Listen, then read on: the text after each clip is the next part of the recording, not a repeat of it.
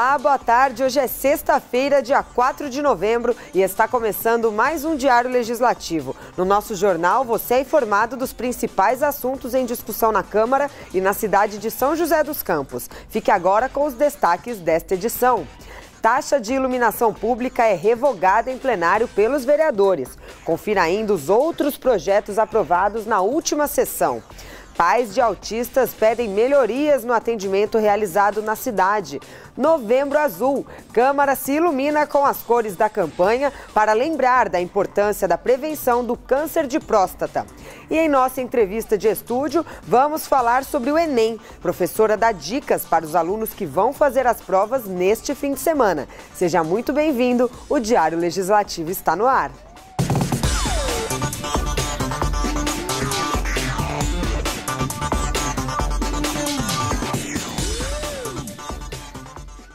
A taxa de iluminação pública deve deixar de ser cobrada em São José. Isso porque a lei que instituiu a tarifa aprovada em 2014 foi revogada pela Câmara durante a última sessão plenária. Os vereadores alegaram que a taxa tem se mostrado ineficaz na manutenção da rede de iluminação da cidade. A taxa de custeio do serviço de iluminação pública foi revogada pelos vereadores por unanimidade. A tarifa era cobrada na cidade desde 2014 e foi instituída por um projeto de lei de autoria da Prefeitura. A proposta que determina o cancelamento da cobrança é de autoria dos vereadores Carlinhos Tchaca e Robertinho da Padaria. Pois bem, as câmaras municipais de Jacareí e Taubaté já tomaram a decisão de revogar essa taxa de iluminação, tendo visto que a população está passando por uma situação econômica difícil, muitas pessoas desempregadas. Então, para contribuir para que as pessoas tenham condições aí de pagar a sua conta de luz sem essa taxa, então nós tomamos essa decisão. E também, de certa forma, como já havia um reclamo aqui dos próprios vereadores que não estava resolvendo essa taxa, então entendi, eu e Robertinho da Padaria, da necessidade de revogar essa contribuição, essa taxa de contribuição, que aí os moradores, o contribuinte, poderá ver aí na conta de luz aí quanto que vem sendo descontado e o que ele deixará de precisar pagar o ano que vem. Após a aprovação em plenário, a matéria rendeu debates entre os vereadores. O governo do PT colocou o projeto para cobrar a taxa de iluminação pública da população, não cumpriu com o trabalho que devia ser feito diariamente em nossa cidade, e agora,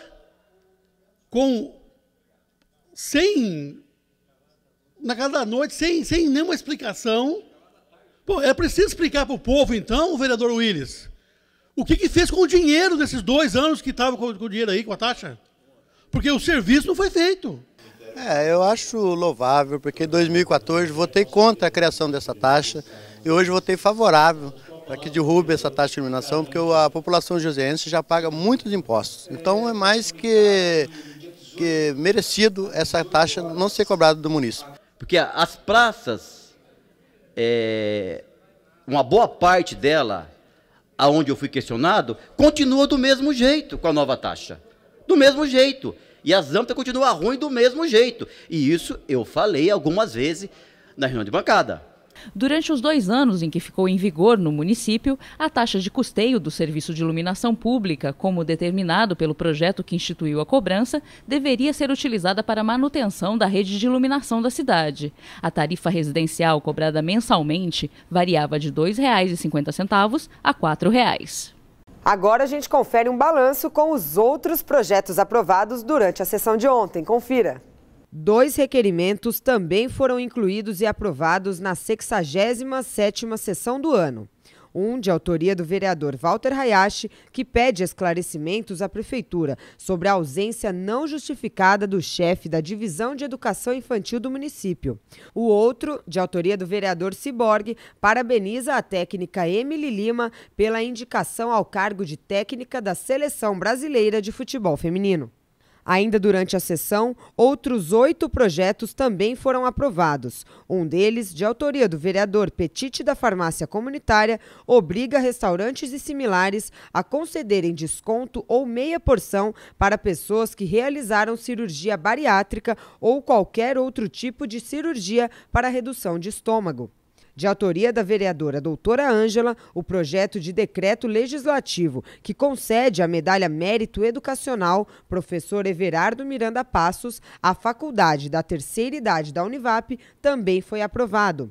Confira a sessão na íntegra no nosso canal do YouTube. As provas do Enem já são nesse fim de semana. Por isso, no próximo bloco, convidamos para a entrevista de estúdio uma professora que vai ajudar os alunos a se prepararem nessa reta final.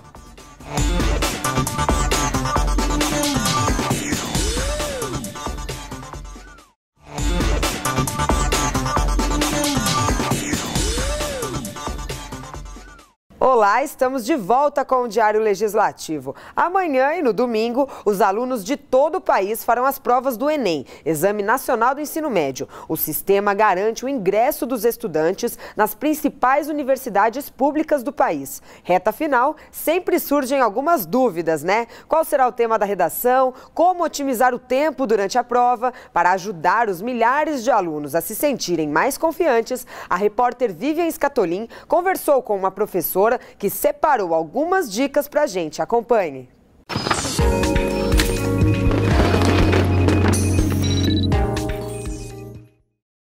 Olá, o assunto de hoje é o Exame Nacional do Ensino Médio, o Enem. E quem vai dar as dicas para quem vai prestar a prova é a professora do CASD, Bárbara Camargo. Obrigada por vir aqui no nosso estúdio, viu, Bárbara? Bom, o que todo mundo quer saber é qual a melhor estratégia para fazer a prova, né? A gente sempre aconselha o aluno, a primeira coisa é descansar. Então, nessa semana que antecede a prova, a gente vai pedindo para o aluno parar um pouco com os estudos. Não parar totalmente, mas diminuir esse ritmo, né? E a gente tem sábado e domingo, são 4 horas de prova, 4 horas e meia no primeiro dia, 5 horas e meia no segundo dia por causa da redação.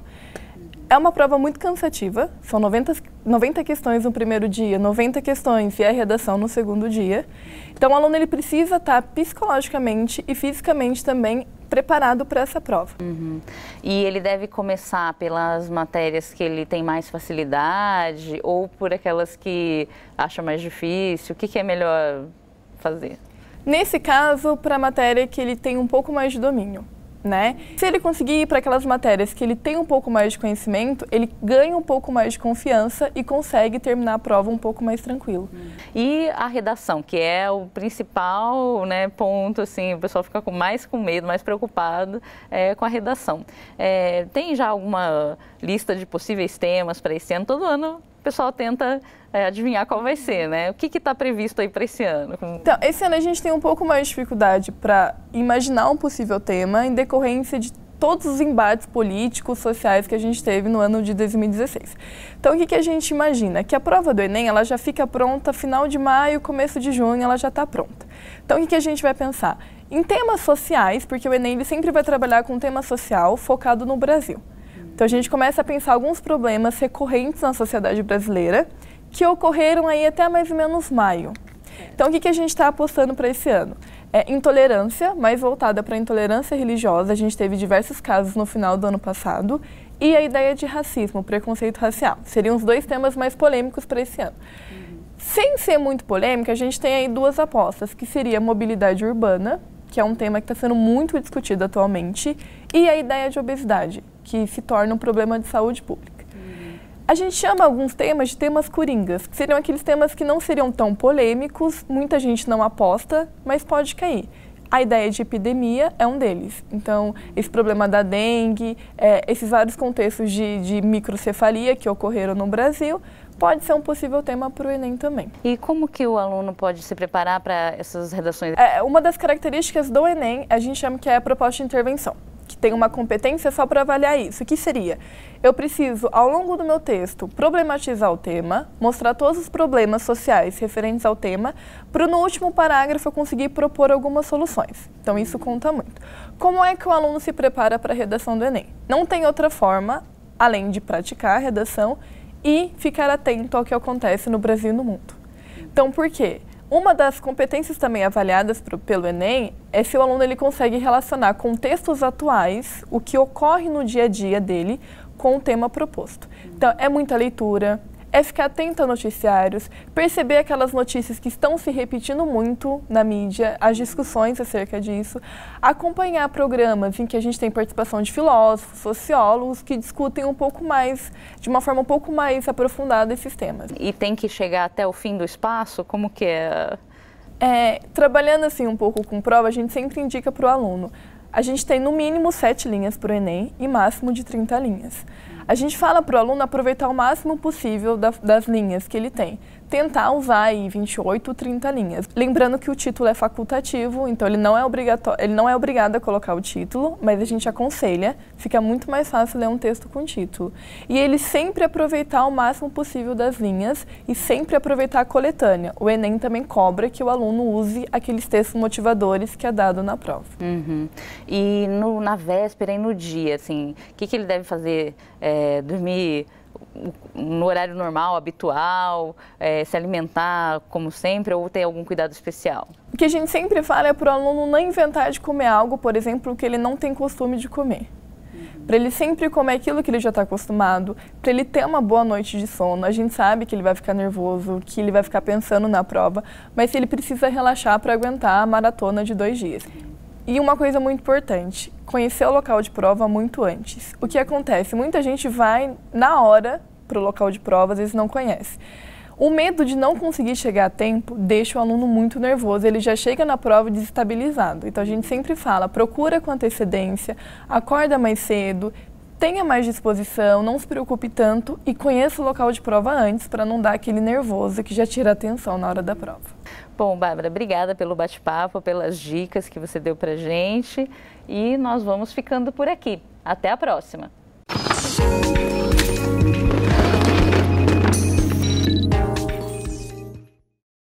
Agora o assunto é mercado de trabalho. Fique de olho nas vagas de emprego disponíveis no PAT de São José dos Campos. É a nossa agenda de serviços.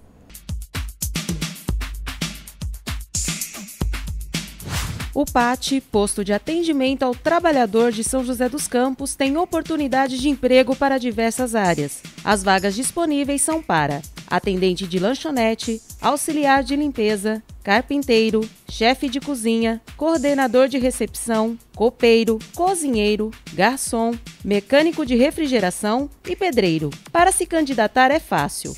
É só comparecer ao PAT levando o RG, CPF, carteira de trabalho e o cartão cidadão.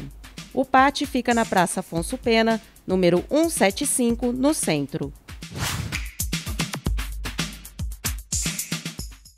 No próximo bloco, representantes de pais de autistas pedem aos vereadores melhorias no atendimento realizado na cidade. E também vamos falar da campanha Novembro Azul, importante na prevenção do câncer de próstata. A gente volta já.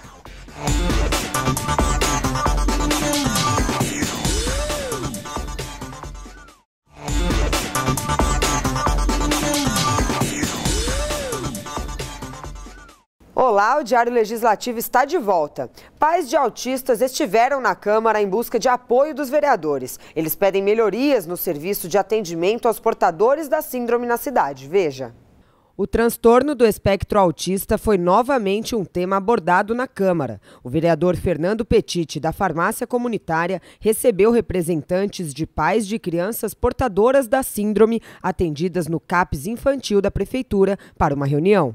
Também participou do encontro o médico Ricardo Nakagawa, vice-prefeito eleito no município. Na ocasião, a mãe de uma criança autista relatou as dificuldades encontradas para o tratamento no CAPS infantil na atual administração. Então, a nossa expectativa é ter um caminho que volte ao poder público, que as pessoas possam contar com o poder público para o atendimento das crianças, né?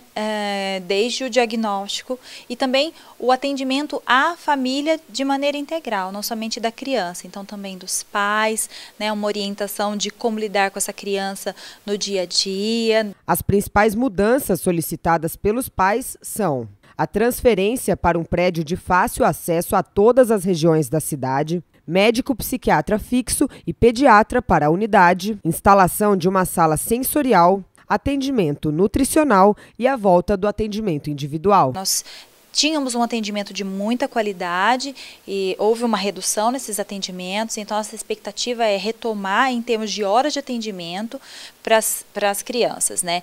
No caso do autismo, quantidade de intervenção nessa primeira infância é muito importante para que ela tenha um ganho de autonomia na vida adulta. Então, nossa expectativa é justamente isso, que esse ponto que nós vemos que está mais fraco, realmente o atendimento terapêutico pós-diagnóstico, esse atendimento de parte de terapia ocupacional, de fonoterapia, que vai ajudar essa criança a conquistar a autonomia para a vida adulta. O CAPS, antigamente, ele tinha um atendimento de primeiro mundo. Era um atendimento que os pais das crianças autistas sempre elogiavam, com profissionais, com psicólogo, com estrutura, nutricionista, e isso se perdeu nesses últimos 4 anos. Infelizmente, a atual administração sucateou o serviço que era prestado pelo CAPS, e a gente sente que alguns pais de autistas, eles não têm uma formação do que fazer com o seu filho, depende 100% do atendimento do município. É lógico que a administração entrando rapidamente não recupera o CAPS, a gente vai fazer um esforço juntamente com os demais vereadores para que possa ocorrer essa recuperação rapidamente, e quem sabe também chamar patrocinadores para fazer uma reestruturação, a sala sensorial que a gente briga desde o ano passado para que possa ser instaurada no CAPS e fazer uma diferença e tanto no atendimento dessas crianças para o futuro. Vamos agora saber como fica o tempo na tarde desta sexta e também durante todo o final de semana. A tarde desta sexta-feira fica nublada com chuva a qualquer hora. A máxima chega aos 22 graus, mínima 18. Amanhã o tempo fica nublado, mas com pouca possibilidade de chuva. A máxima alcança os 24 graus, mínima 16. No domingo o tempo fica ensolarado pela manhã, à tarde chove com trovoada. A máxima chega aos 26 graus, mínima 16. Estamos no Novembro Azul, mês marcado por ações de conscientização a respeito do câncer de próstata. Como este é o segundo tipo de câncer mais comum entre os homens, é muito importante saber se prevenir da doença. E para reforçar o ideal da campanha, a Câmara também se coloriu de azul. Confira.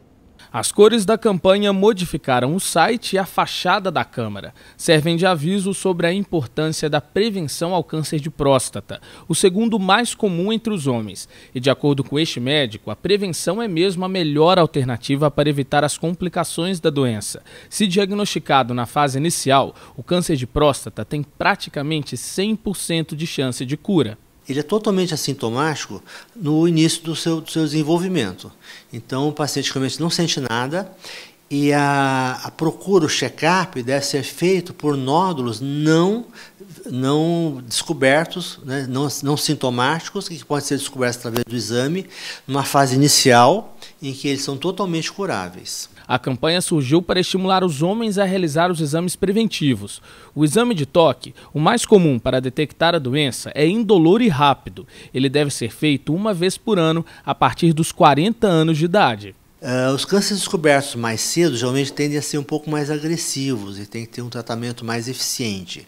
A partir de uma certa idade, a próstata vai alterando sua evolução e você pode ter câncer de próstata em idade mais avançada. Então, uma vez por ano, o paciente teria que ir ao médico, fazer sua avaliação prostática para descobrir, fazer uma prevenção para descobrir o seu câncer de próstata antes que ele tenha qualquer tipo de sintoma, quando então ele pode ser totalmente curável. Em São José, a campanha está fazendo efeito. Quem faz parte do grupo de risco garante que realiza os exames preventivos todo ano. Eu sempre me cuido, né? Todo ano eu faço um check-up, né? E faço meus exames de próstata, sim, né? Para mim é muito importante e acredito que para todos os homens devem fazer, sim, né? Coisa boa. Eu faço todo ano. O último que eu fiz agora faz 3 meses já que eu fiz o exame, mas todo ano eu faço. Depois que eu comecei a fazer, eu sempre vou regular. E estou bem, graças a Deus. Além da consulta com o médico regularmente, manter uma vida saudável e praticar exercícios físicos podem ajudar a evitar a doença. A primeira coisa é jamais fumar. O cigarro, ele joga radicais livres para dentro a cada tragada. Então, os radicais livres são totalmente cancerígenos.